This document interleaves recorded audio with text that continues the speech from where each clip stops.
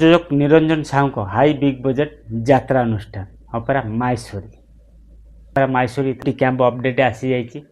ଯଦି ଜାଣିବା ପାଇଁ ଚାହୁଁଛନ୍ତି ମୋ ସହିତ ଶେଷ ପର୍ଯ୍ୟନ୍ତ ଭିଡ଼ିଓ ଦେଖନ୍ତୁ, ଜାଣିପାରିବେ ଅପେରା ମାଇଶୋରୀ କେଉଁ ଜାଗାରେ ନାଟକ ମଞ୍ଚସ୍ଥ କରିବ। ଜୟ ଶ୍ରୀ ଜଗନ୍ନାଥ। ଆପଣମାନଙ୍କୁ ସ୍ୱାଗତ କରୁଛି ରକେଶନ ଯାତ୍ରା ଗପସପ ରାଜେନ୍ଦ୍ର ଫେସବୁକ୍ରେ। ନିରଞ୍ଜନ ସାହୁଙ୍କ ପ୍ରଯୋଜିତ ଅପେରା ମାଇଶୋରୀ ଜୁଲାଇ 31ରୁ ଅଗଷ୍ଟ 4 ତାରିଖ ପର୍ଯ୍ୟନ୍ତ ନାଟକ ମଞ୍ଚସ୍ଥ କରିବ ଜନତା ମଇଦାନ ପାଖ ସାଲିଆସାହି ଭୁବନେଶ୍ୱରରେ। 5 ଦିନ ଧରି ନାଟକ ମଞ୍ଚସ୍ଥ କରିବ ଅପେରା ମାଇଶୋରୀ। ଅପେରା ମାଇଶୋରୀ ଅଗଷ୍ଟ 5ରୁ ଅଗଷ୍ଟ 8 ତାରିଖ ପର୍ଯ୍ୟନ୍ତ 4 ଦିନ ଧରି ନାଟକ ମଞ୍ଚସ୍ଥ କରିବ ଟାଙ୍ଗୀ ଚାନ୍ଦପୁର ଖୋର୍ଦ୍ଧାରେ। ମନେ ରହିଲା, ଟାଙ୍ଗୀ ଚାନ୍ଦପୁର ଖୋର୍ଦ୍ଧାରେ 4 ଦିନ ଧରି ଅପେରା ମାଇଶୋରୀ ନାଟକ ମଞ୍ଚସ୍ଥ କରିବ।